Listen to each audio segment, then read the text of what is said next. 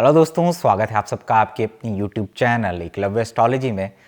और हमने एक सीरीज स्टार्ट की है केतु के ऊपर। इसके बाद हम केतु के आज या कल कल लगभग केतु के ऊपर एक केतु का 12 भाव में और केतु का ट्रांजिट और केतु से सेकंड हाउस को एक बहुत डिटेल्ड तरीके से हम समझेंगे और किस तरीके से वो टेक्निक काम करती हैं उसके ऊपर एक बहुत बड़ा एपिसोड रहेगा। और उसके बाद हम राहु के ऊपर करेंगे और फिर हम राहु वर्सेस केतु और फिर राहु और केतु सारे एक्सेस में हम डिस्कशन करेंगे और आपको उससे बहुत कुछ सीखने को भी मिलेगा। तो ऑलरेडी केतु के ऊपर बहुत सारी बातें हो चुकी हैं, उसी के एक छोटे से पार्ट को लेकर के मैं आज आपके साथ चर्चा करूंगा, जो हो सकता है आपको एक बहुत इंपॉर्टेंट टेक्निक भी दे दे। अब बाकी आप उसको टेस्ट करिएगा।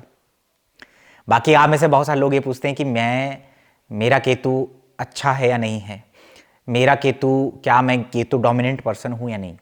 देखिए, आपको एक चीज बता दूं कि कोई प्लैनेट किसी चीज में अच्छा हो सकता है कि आप उस केतु या उस प्लैनेट के कारक तत्वों के लिए बहुत अच्छे हों जीवन में, लेकिन फिर भी आपको कुछ ना कुछ नेगेटिव रिजल्ट जरूर मिलेगा। कोई भी प्लैनेट ग्रह आपकी जन्म कुंडली में ना तो पूरे तरीके से अच्छा है ना बुरा है, वो कुछ ना कुछ अच्छा और बुरा कर रहा होता है। कुछ दैहिक रूप से, दैहिक मतलब बॉडी, आपके फिजिकल बॉडी के लिए अच्छे होते हैं, कुछ आपके मानसिक तौर पे चीज़ों को अच्छा कर रहे होते हैं, कुछ आपके करैक्टर को बहुत अच्छा करते हैं। जैसे अगर आपने देखना है कि क्या आपके अंदर वो केतु का करैक्टर अच्छे वाला है या बुरे वाला है, तो आप ये देखें या आपका केतु बहुत डोमिनेंट है क्या।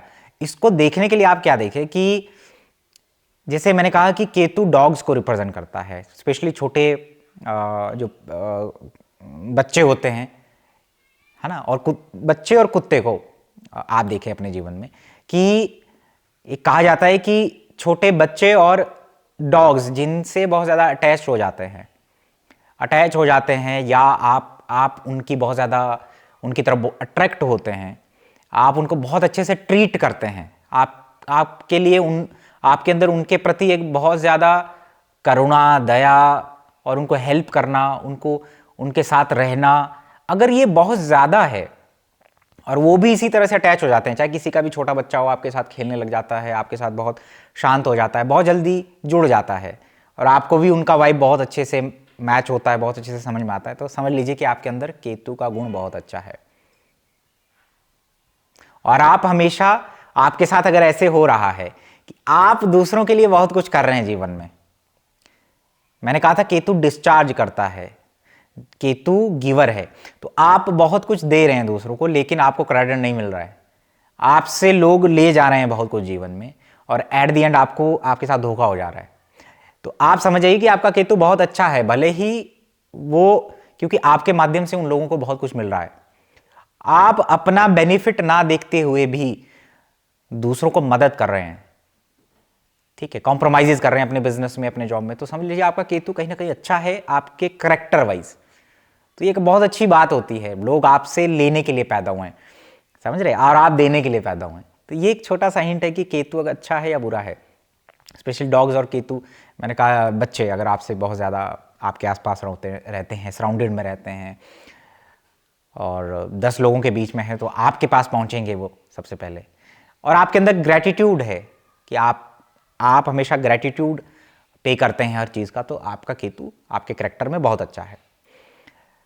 तो उसी चर्चा को थोड़ा सा आगे बढ़ाऊंगा कि आपके जीवन में, हर किसी का जीवन में कोई ना कोई एक रिलीफ का माध्यम बनेगा, एक डिवाइन ब्लेसिंग का कोई ना कोई माध्यम बनेगा। आपके कुछ कार्मिक कनेक्शंस होंगे, राहु और केतु बहुत इंपॉर्टेंट है, जो आपके जीवन में किसी ना किसी को लेकर के आते हैं, आपसे दूर करते हैं। इवन दो आपका एनिमीज भी कौन हो सकता है, उसके साथ भी आपका लेन देन है, वो भी आपके जीवन में कुछ ना कुछ आपकी पर्सनैलिटी को डेवलप करता है, क्योंकि आपका एनिमीज होगा तो कंपटीशन में आएंगे आप, उससे आप बहुत कुछ सीखते हैं, आगे बढ़ते हैं, तो इनडायरेक्टली वो भी अच्छा कर रहा होता है आपका। आप देखें कि आपकी जन्म कुंडली में केतु किस राशि में है या किस भाव में है। फॉर एग्जाम्पल, अगर आपका केतु मान लीजिए चौथे भाव में है, तो आपके साथ जिसका वाइब सबसे ज्यादा कनेक्टेड होगा, अगर आपका केतु चौथे भाव में है, तो जिन लोगों का केतु कैंसर में होगा, जिनकी कुंडली में मून केतु का कंजंक्शन होगा, ठीक है, उनके साथ आपके बहुत ज्यादा पास्ट लाइफ कार्मिक कनेक्शंस होंगे। वो एनर्जी बहुत ज़्यादा मैच कर जाएंगी आपके साथ, और आप अपनी डिवाइन हेल्प के टाइम पे या कुछ लेने के टाइम पे या उनको देने के लिए उनके साथ कुछ ना कुछ संबंध वो आपके जीवन में आएंगे ही आएंगे। ये आप अपने कार्मिक कनेक्शन उनके साथ समझ सकते हैं। अब इसको साइन में भी इस्तेमाल कर सकते हैं। जैसे किसी का केतु 7th हाउस में है, तो आपके जीवन में जिनका केतु लिब्रा में बैठा हुआ है, ठीक है, या आपका केतु लिब्रा में है, तो जिनका केतु 7th भाव में होगा और केतु शुक्र की युति होगी, वो आपके जीवन में बहुत कुछ आपको देने या लेने आए हैं। शुक्र केतु का ट्राइन भी काम करेगा, ध्यान से समझिए, बड़ा इंपॉर्टेंट है। उनके साथ आपका कार्मिक कनेक्शन, उनके साथ आपका वाइब मैच होगा, उनसे इंट्यूटिवली कनेक्ट हो जाएंगे आप। ये लोग एक दूसरे से कहीं ना कहीं कनेक्टेड होते हैं। जैसे किसी का केतु मान लीजिए कर्क राशि का है, 7th भाव में है, और किसी व्यक्ति का केतु 4th हाउस में लिब्रा का है, तो ये बहुत ज्यादा स्ट्रांग हो गया, क्योंकि एक व्यक्ति का केतु 7th हाउस में है और उसका केतु लिब्रा में है। इसका केतु 7th हाउस में कर्क का है और उसका केतु लिब्रा में 4th हाउस का है, तो ये और ज्यादा कार्मिक कनेक्शन हो गया। तो वो इंट्यूटिवली आपस में कनेक्टेड है। ये आपके कंपटीटर्स के साथ भी आपका हो सकता है कि आप जो सोच रहे हैं वो भी वैसा ही सोच रहा हो, जो स्टेप आप लेने वाले हो वो भी वैसा ही लेने का सोच रहा है। यानी कि ये एक कनेक्शन है जो कि इनविजिबल तरीके से, टेलीपैथिक तरीके से काम करता है। अगर आपका जन्म कुंडली में मान लीजिए केतु जेमिनाई का है, तो जिसका केतु 3rd हाउस में होगा, या आपका केतु 3rd हाउस में है तो जिनका केतु जेमिनाई का होगा उनके साथ, और या केतु मरकरी का जिनमें संबंध होगा, केतु मरकरी का ट्राइन होगा, उनके साथ कुछ ना कुछ आपके कार्मिक कनेक्शंस होंगे। डिवाइन हेल्प वहां, वो एक जैसा वाइब मैच करेगा, आप एक ही एनर्जी लेवल पे एक दूसरे के साथ मैच करेंगे। वो आपके लाइफ पार्टनर में भी हो सकता है, वो बच्चों से भी हो सकता है, वो आप जिस गुरु के पास जा रहे हैं, जिनसे सीख रहे हैं, उनके साथ भी कुछ ना कुछ कनेक्शन होता है।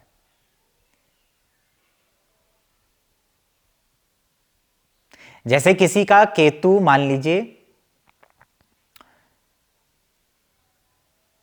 6th हाउस में है, तो केतु वर्गो वाला, या आपका केतु वर्गो में है तो केतु 6th हाउस वाला और केतु मरकरी का कंजंक्शन जिसका होगा, केतु मरकरी जिसका ट्राइन होगा, उनके साथ आपका बहुत अच्छा कार्मिक बॉन्ड रहेगा। और खास करके अगर आपका केतु 4th हाउस में है, मान लीजिए आप इसको ऐसे भी देखिए कि आपका केतु टॉरस में है, उसका भी टॉरस में है, या उसका 2nd हाउस में है, तब भी आप एक दूसरे से बहुत ज्यादा कनेक्टेड फील करेंगे। जैसे किसी का केतु 9वें भाव में हो और आपका केतु 4th हाउस में है, धनु राशि में, सॉरी, केतु अगर 9वें भाव में है और केतु धनु का है, तो दोनों का बॉन्ड आपस में बहुत अच्छा बनेगा। अब केतु मान लीजिए 9वें भाव में स्कॉर्पियो राशि का बैठा हुआ है और उसका केतु धनु का 8th में बैठा है, तो ये और ज्यादा स्ट्रांग हो जाता है। और जुपिटर केतु का कंजंक्शन हो जिसके चार्ट में, उसके साथ आपका बॉन्ड, कार्मिक कनेक्शन बहुत ज्यादा है। इस तरीके से आप ये देखें कि अगर आपका केतु मान लीजिए लगभग 5th हाउस का हो, मान लीजिए आपका केतु 5th हाउस हो, तो जिनका केतु लियो का होगा और जिनके चार्ट में सन केतु होगा कॉम्बिनेशन, उनके साथ आप बहुत ज़्यादा कनेक्टेड फील करेंगे, बहुत ज़्यादा वाइब मैच करेगा। जैसे केतु 5th हाउस में है टॉरस में, और जिस व्यक्ति का सूर्य केतु होगा मान लीजिए टॉरस में ही हो, तो ये और ज़्यादा स्ट्रांग हो गया आपका। ये आपके बच्चे के साथ, पत्नी के साथ, फ्रेंड के साथ, गुरु के साथ, कंप्यूटर के साथ मैच करेगा। तो ये टेक्निक है कि केतु जिस राशि में है, अगर सामने वाले का केतु उस भाव में बैठा है, दोबारा एक्सप्लेन कर दूं कि किसी का केतु स्कॉर्पियो में है और सामने वाले के केतु 8th में बैठा हुआ है, तो आप दोनों का वाइब बहुत ज़्यादा मैच करेगा। मार्स केतु वाले के साथ भी करेगा, और इसको आप सिंक्रोनाइजेशन देख सकते हैं। तो ये एक बड़ा इंपॉर्टेंट टेक्निक है। जैसे किसी का केतु 10वें भाव में हो, तो जिसका केतु कैप्रिकॉर्न का होगा, या आपका केतु कैप्रिकॉर्न है तो जिसका केतु 10th हाउस में होगा, तो उसके साथ आपका बहुत ज़्यादा कार्मिक कनेक्शंस होंगे। सैटर्न केतु जिनका होगा, उनको अट्रैक्ट करेंगे आप अपने, उन्हीं का एक मंडली बन जाएगा। आपका केतु कहीं ना कहीं आपके आसपास जो बहुत स्ट्रांगली कनेक्टेड लोग हैं, उनके साथ संबंध बनेगा, बहुत हाईली आपका कुछ ना कुछ लेन देन है उनके साथ। तो ये हम कार्मिक रिलेशनशिप, कार्मिक नोट्स को समझते हैं केतु के थ्रू।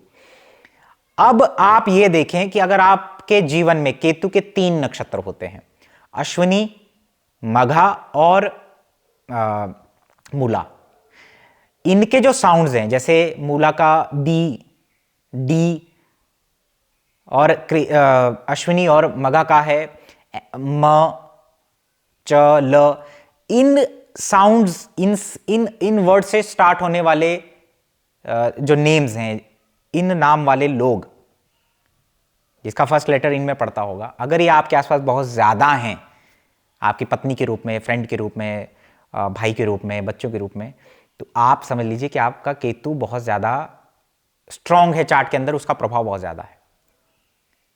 इवन दो केतु जिस नक्षत्र में होगा उसका साउंड देख लीजिए, उस साउंड वाले लोग भी आपके जीवन में ज्यादा हो सकते हैं। जैसे केतु कृतिका का हो तो अ, इसी को मैं थोड़ा एक्सटेंड करता हूं, और ये बड़ा इंपॉर्टेंट टेक्निक है। इसका फर्स्ट लेयर मैं आपको बता रहा हूं कि कैसे देखते हैं कि किस नाम के स्पाउस हो सकता है, बच्चा हो सकता है, फ्रेंड हो सकता है, भाई हो सकता है। मैं थोड़ा सा हिंट दे रहा हूं, आप समझिए और इसको टेस्ट करिए और ध्यान से सुनिए। देखिए, पेशेंस बहुत जरूरी है चीजों को समझने के लिए। अगर आप पेशेंस से सुनते हैं तो आपको बहुत कुछ समझ में आएगा। ज्योतिष, मैंने कहा कि ज्योतिष के बाहर कुछ नहीं है, क्योंकि ब्रह्मांडी ज्योतिष है और हम ब्रह्मांड में ही रहते हैं। तो डस्ट पार्टिकल से लेकर के इस सूक्ष्म चीज जो डस्ट पार्टिकल है, और बड़ी से बड़ी चीज इस ब्रह्मांड में जो मौजूद है, वो कहीं ना कहीं किसी न किसी रूप में प्लैनेट से कनेक्टेड है। कोई ना कोई प्लैनेट उसका सिग्निफिकेशन होगा। और पूरा का पूरा ब्रह्मांड हमारा बॉडी है, पूरे सारे के सारे ग्रह हमारी बॉडी के अंदर है, सिर से लेकर पैर तक। तो कोई भी अछूता नहीं है, चाहे वो योगी क्यों ना हो। जो जीवित है, जो सांस ले रहा है, क्योंकि प्राण वायु क्या है, जुपिटर है, तो प्लैनेट्स ऑलरेडी इन्फ्लुएंस कर रहे हैं उसको। जो जीवित है, जिसके पास बॉडी है, उसके अंदर प्लैनेट इन्वॉल्व है उसकी लाइफ में, चाहे वो योगी क्यों ना है, क्यों ना हो। बस उनका कर्म कुछ और होता है, उनकी साधनाएं, उनका योग उस तरीके के होते हैं। तो ऐसा नहीं होता है कि योगियों को इन्फ्लुएंस नहीं करती है, ज्योतिष करती है। तो अगर आपकी जन्म कुंडली में केतु फर्स्ट हाउस में है, तो आप ये देखें कि क्या च, ल, अ, यानी कि सी नाम से, एल नाम से, अ नाम से आपके जीवन में क्या लोग ज्यादा हैं? आपके आसपास कोई ना कोई इस नाम वाला बहुत स्ट्रांगली कनेक्टेड होगा। आप, चाहे वो गुरु हो सकता है, बॉयफ्रेंड हो सकता है, लाइफ पार्टनर, बच्चे हो सकते हैं।